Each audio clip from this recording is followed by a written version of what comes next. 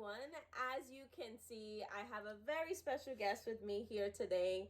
This is my husband, Louis, and you probably recognize him from the video where I attached a bunch of guys to this machine that creates or mimics labor pains and our monthly visit from Mother Nature. So thank you for participating in that. It's crazy how that's like my introduction, I guess, to the world or to this platform because everyone saw me make funny faces.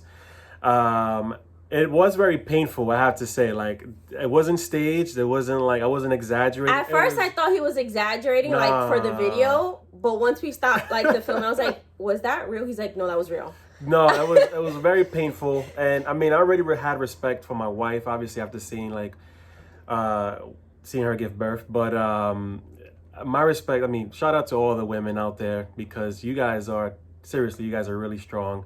I couldn't hold it. What was it, like a couple seconds, right? And I was like screaming in pain. And I felt like almost everyone else that was on the video felt the same way. Yeah, and menstrual cramps are real too. He used to think I would fake it. Even when we were dating, I would tell him, send it to the store and buy me like the stuff I needed. I thought it was a setup. It's not a setup. Buy Doritos and buy this and buy that. I felt like she was just using me, but you know, I've learned. The pain is real. The pain is real. The cramps are real every single month. But thank you so much for being here with me. And I just kind of wanted to speak a little bit about how in our marriage, in our unity, we've had to learn to compromise and kind of go through life together. And I feel like during my infertility journey, we really, really understood what that meant. Yeah. So for you, like, I'm a pretty strong and opinionated woman. Like, for our wedding plans, I didn't really have to compromise anything. He just said yes to everything. It was your show. It was your thing. I think he was just scared of me turning into a bridezilla. So I think in the beginning, I didn't really see what compromise was about until we had some hurdles to jump over.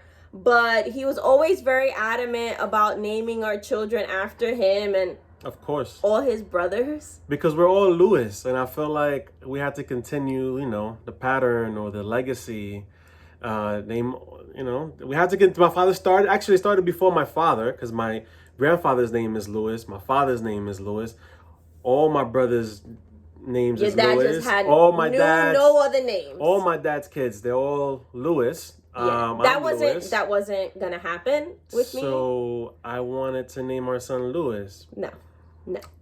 But we compromised. We did. We compromised with the name, and Louis is Lex's middle name. Yes, so his name is Alexander Louis. Yeah, but we don't call him Alexander Louis. We don't call him Lex Louis.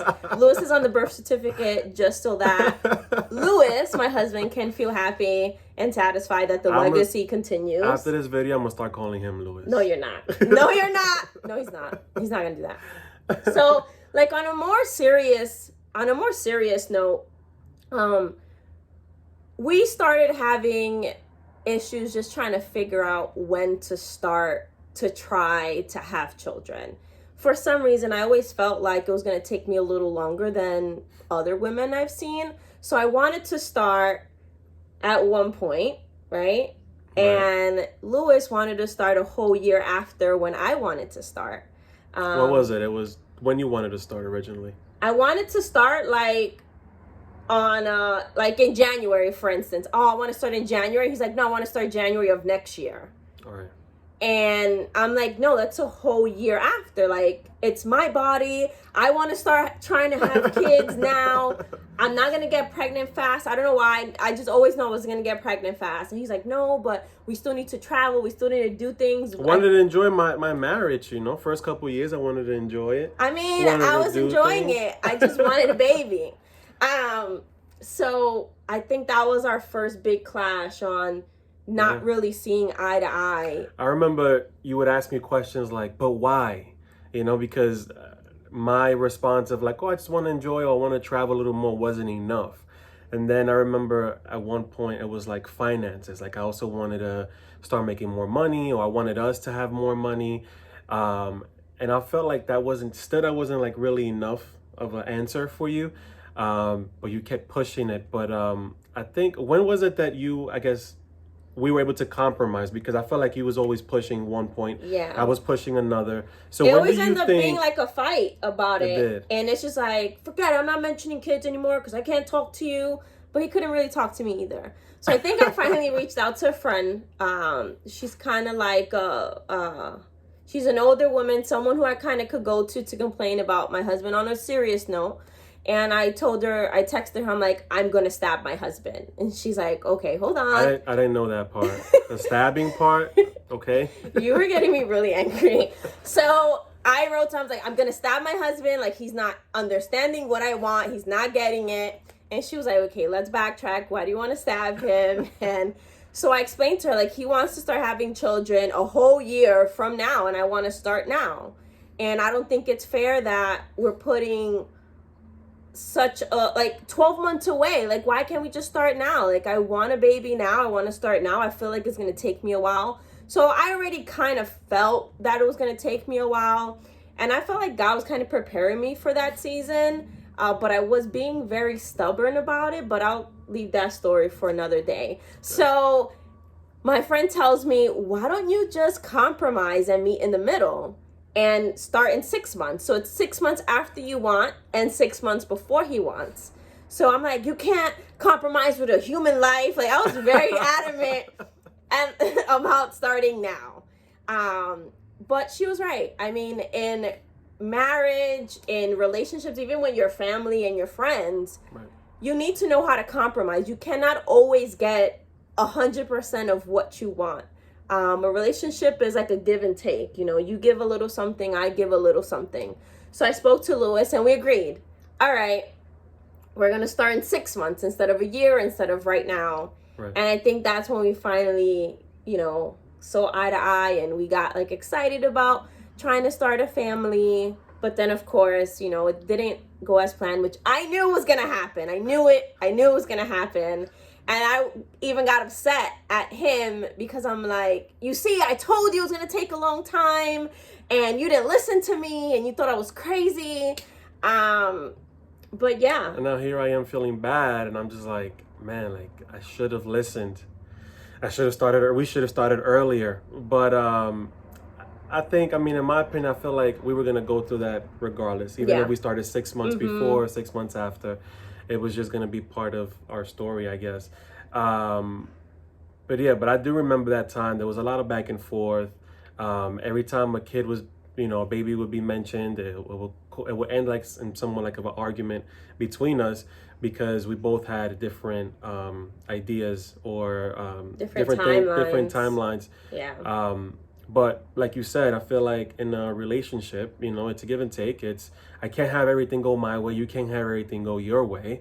So we have to meet somewhere in the middle in order for this to work. Because as I mentioned, you know, it would always end in an argument. But once we were able to compromise and come up with a solution that works for both of us, we felt peace. Now there was peace. A sense of peace. Now we could talk about a baby or and conceiving and not end in the argument. Mm-hmm. So it definitely ended in peace, which was a lot less stressful than before. And then once we started going through our infertility journey, even though I was the one with the diagnosis, we had to go through it together. He had to kind of unite forces with me. And at first I was trying to do it by myself and disregard his feelings, his emotions. I kind of started using him as a sperm bank.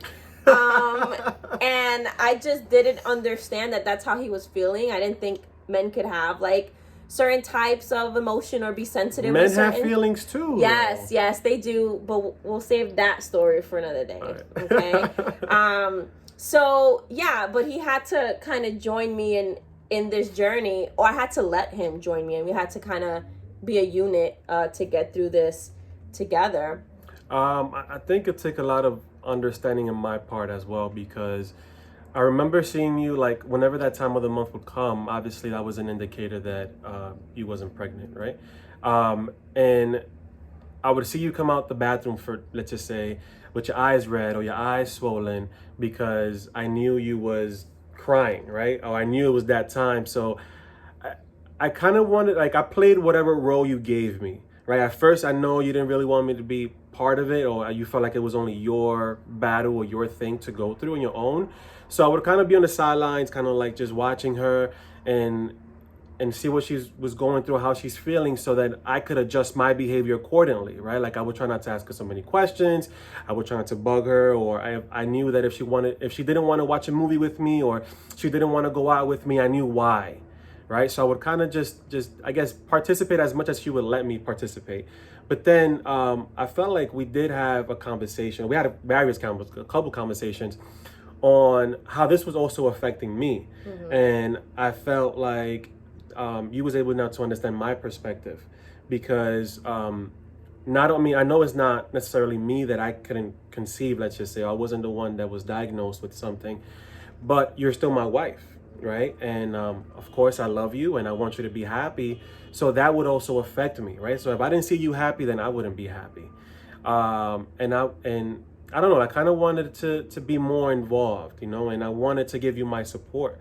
Even when Lex was born, I remember you was going through, you had some pains and there wasn't much I could do, and the doctors couldn't give you any like medication yet.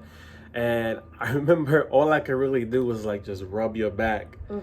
I knew that wasn't doing anything, but I wanted to show my support. Like, I'm here for you. Yeah. My presence is here, type thing. Like, yeah. And it was helpful. Like, I was in the hospital for a week and he was there the entire time with me. When I couldn't eat, he wasn't eating. Which is hard for him. Yes. But I just like that we were, united. We were together, and he was going through it with me, even though I'm the one with the pain. I'm the one, having the, complications. But, we just say this to say that in a relationship, whether it's a marriage or a courtship or with your friends or with your family, compromise and unity is so important.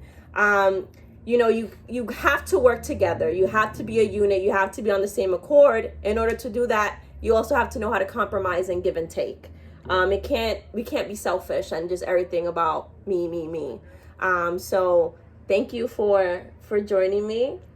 You guys might see a little bit more of him. I don't know. It depends. Yeah. Let's see how I feel. But the moral of today's story is that there is strength in unity, and there is peace in compromise. Don't forget, strength in unity and peace in compromise. Ladies, it's okay, we're strong, we're independent, but we need help, and we need to know how to compromise a little bit. So take care. Talk to you guys soon. See ya. Bye.